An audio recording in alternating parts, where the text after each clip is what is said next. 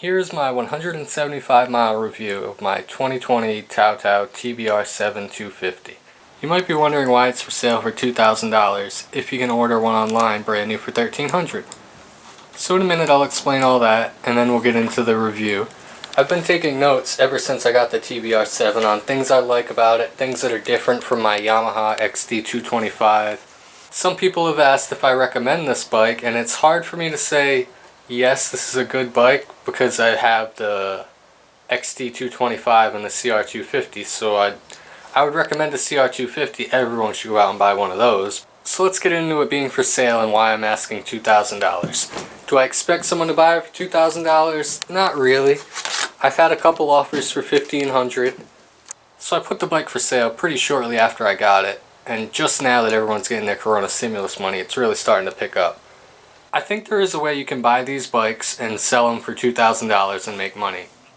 If I wheel it out to the end of the driveway, put that sign on it on a Saturday afternoon with regular traffic, I think I could sell it. So the trouble with selling this bike online is people who use computers and phones can just look online and see that they can buy one cheaper. So you get people like this that just ask if it's available and then offer $1,000 when the asking price is $2,000. So here's a really good one. This guy's in the same town, so it's not a big deal to come look at it. He asked if it's available. I said yes. He asked if I could move on the price. I said no. So then it took him overnight, and then he comes back with, this bike's $1,300 brand new, I'll give you $800. And the only reason I said okay was just because I hit the wrong button. You could see the message I was really going to type right there. So I said okay by accident. And then he was stupid enough to ask, do you have more pictures? Really, even for $2,000 I hesitate to sell it because it's hard to replace it with a name brand dual sport unless I just order another Tbr7.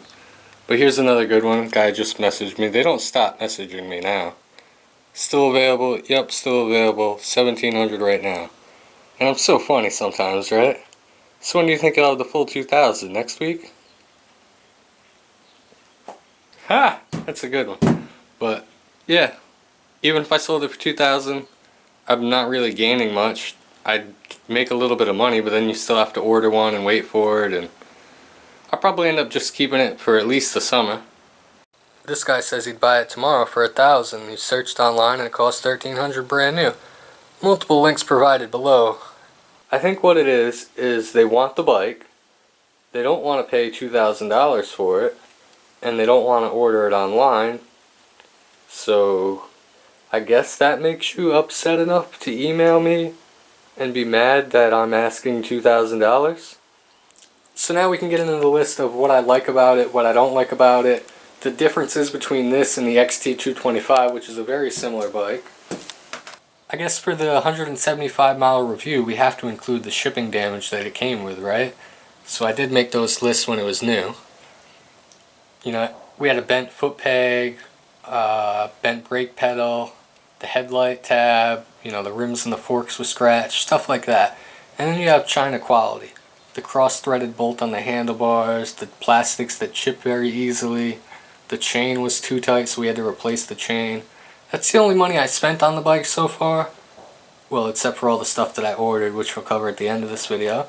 So we'll get to the stuff I do like about the bike. The engine is very strong and it's completely stock. My carburetor's stock, the spark plugs from the factory. The street tires. The street tires, I really like them on the street. They're not that good for off-road, but they're not horrible off-road either. It's a lot smoother riding this bike on the street than the Yamaha with the knobby tires. You don't feel the cracks in the road, you don't really feel road vibration. But the Tbr7 does have a lot of engine vibration coming up into your hands, and really over 45 miles an hour into your legs, into your feet. The vibration is just terrible. So if you ride this bike for 10 miles, by the time you get there your arms are going to be not numb, but tingly. So I might look into changing the hand grips out just to reduce some arm fatigue. Other than that, it's pretty good on the road. I'm pretty happy with it. So one point I wanted to make was about Chinese scooters and how I'm such a big fan of those, and how they compare to Chinese dual sports. So a scooter, you're going to be riding on the street, and you're not really going to be beating on it hard as far as jumps and off-road. You may run it wide open throttle all the time, which is how I run mine, and they can stand the beating pretty good. I don't think you're going to get into many situations where your scooter frame really makes a difference, or the engineering behind stuff like that, just because the way you ride scooters is different, cruising around down at the beach. The biggest disappointment is the frame being so cheap and heavy. The Yamaha is so much more maneuverable. Like if you were coming up to a log, you would kind of lean back and sort of pop the front wheel up, not in a wheelie, but just so there's no weight on the front end and go over the log. And then you would lean forward and put the weight on the front wheel and sort of, not bunny hop, but just pull the back wheel up and over. With this bike, it's just like you're riding a train. It's going where it's going and everything under it's getting crushed. You're definitely going to have to tinker with it a little bit. I might have been one of the lucky ones who didn't get a lemon. My bike fired up right from the factory. I didn't have to change any carburetors or jets or anything. One thing that's confusing me is there was one day, where I would just grab a handful of throttle in second gear and the front wheel would come up. And now it's been running sputtery. I run it at half choke. It'll still run and ride fine, but when you jump on it, it starts to bog, which is weird. So I did order a carburetor for it and a jet kit. And there is something I'm really excited about that I just ordered for the Tbr7. It's not exactly for the Tbr7. It matches the Tbr7, but it's not tied to the Tbr7. I said from the start I don't really want to upgrade my Tbr7, and I'm still not going to dump a bunch of money into it because it is for sale. There are a handful of guys out there who dump so much money into their Hawks and their Tbr7s, and at the end of the day it's still going to be a cheap heavy frame bike that you can't really ride hard. So the bike looks really cool. It impresses a lot of people. They like the way it looks. I still haven't got the kickstart to work, which I think might be tied to the carburetor some way. Not getting enough fuel to start it, but at 175 miles, no major issues yet, other than having to change the chain before I rode it at all. Another thing I'm going to do is figure out the exact mileage you can get out of a full tank of fuel on this bike, because I run the XT225 out of fuel all the time. So much so that I replaced the petcock because I thought that was bad, like it wasn't giving me the reserve. You can see how it works there, that top little filter there, and then the bottom one, when you switch to reserve, should take the rest of the tank. But the XT225 leaves me stranded all the time. I switch it to reserve, nothing, even with the new petcock, and I have to tip it back and forth, and there's no reserve. It cannot reliably get me to a gas station on reserve. So we'll test that out on the Tbr7. We'll run it right down until we have to switch to reserve, and then see if we can make it to a gas station on reserve. And then I'll give you guys the total for what you can expect for mileage. The more I sit here and talk about it, I'm kind of talking myself into thinking that it's a pretty good bike. Because like I said, what are you going to replace it with? It's not every day that you find a Yamaha XT225 for $1,500. So if you can't find a name brand dual sport for, $2,000, maybe $2,500, and maybe this is an option for you. It was interesting to buy a cheap dual sport and compare it to the name brand dual sports in the same way that I would a cheap Chinese scooter to a name brand scooter. And with scooters I don't think it makes much of a difference, but with a dual sport it's a lot bigger difference because of the way you ride it. That's all. I definitely want to make that point and stress it, that don't believe everything you see on the forums about these bikes. They're not all that bad. You will have to go through it and use your own judgment. Tinker with what you want to tinker with. Grease what you want to grease. You don't have to completely disassemble the bike and reassemble it. It's nonsense. We've been doing a lot of other stuff, so we're going to maybe make some videos of the private fish pond we got going and stuff like that. Subscribe for Tbr7 videos. We're going to start playing with the other scooters and stuff once it gets a little bit warmer out. And then we have the carb coming for the Tbr7, and then that other special cool thing that I bought. Can't wait. It's going to be tons of fun. And if you just bought one of these bikes with your coronavirus money, comment down below, because that'll be interesting to see how many people do that. I didn't come down here to go fishing, but there was definitely one that just jumped, so I think there's a pole in this tree. Oh, there it is. So I stashed this little, I broke it, and it's just got one hook, a little bobber. Pretty simple setup to leave out that I don't care about. Now all we need is a worm.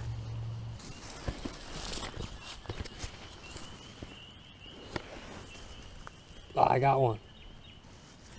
I'm gonna put that rock back for future worms to hide under. Now this is just a real long shot because I think the fish are biting right now. Let me introduce you guys to my private fish pond here. So the golf course is right there. They have 3 ponds, all have fish in them.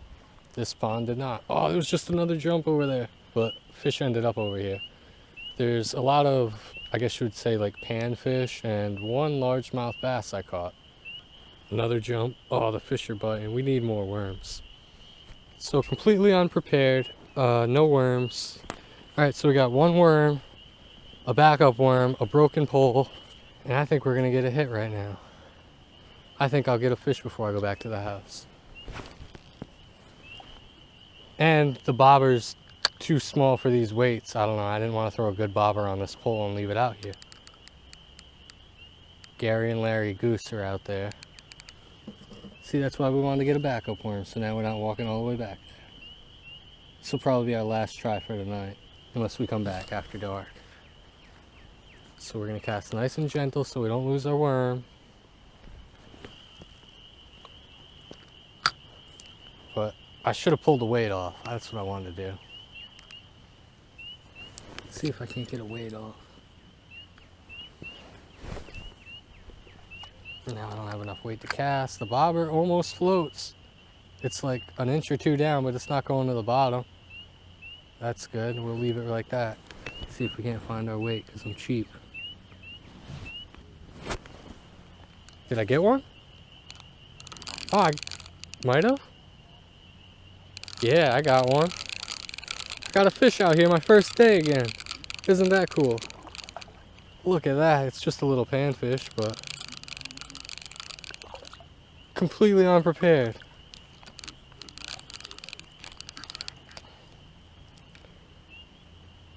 I really wish, oh, can I get so lucky as to have a pair of gloves stashed over at this tree so I don't have to get my hands dirty. I mean, oh, Yahtzee, Yahtzee. Wow, like a true professional.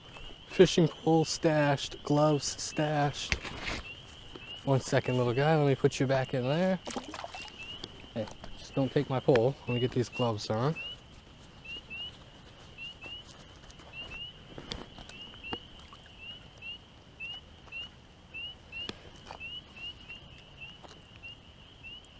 We're almost out, buddy.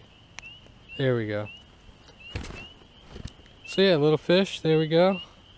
Nice catch. And he's gone. So that was pretty cool. Operation Private Fish Pond was a success. We're gonna go ahead and finish picking up our golf balls. It's getting dark. Moon's already out. So during quarantine, we can go fishing. You can have all your friends over and go fishing, and you know, who's gonna do anything when you're at my house?